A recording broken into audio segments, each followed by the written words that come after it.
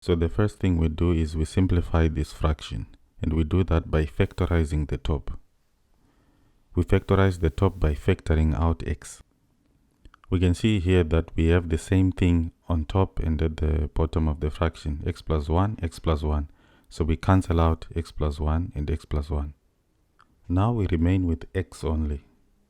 So the limit of x as x approaches -1 would be -1. That is the answer. Now for 2.3, they want us to find f prime of x, which is the first derivative of f of x. And they want us to find it from first principles.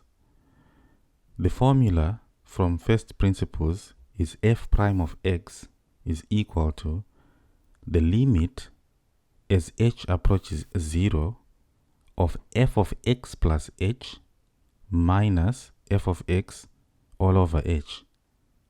Now the first thing we do is to find f of x plus h.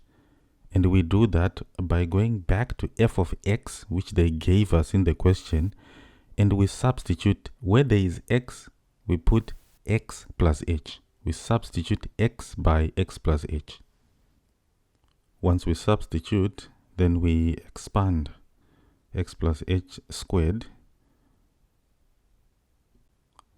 After simplifying f of x plus h, we go back to our formula for f prime of x.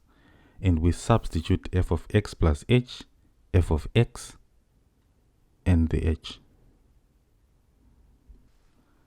From here, we have to simplify the top. The negative has to affect what is in the brackets.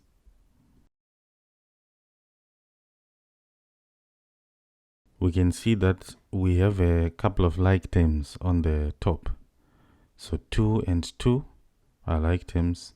X squared and x squared are like terms. So x squared and x squared go, 2 and 2 go. This leaves us with negative 2hx minus h squared. The next step would be to factorize the top. Factor out h on top.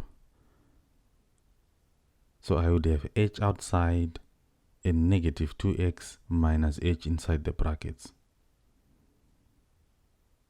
And then after that, h and h cancel out. I remain with negative 2x minus h. Now I'm looking for the limit of negative 2x minus h as h approaches 0.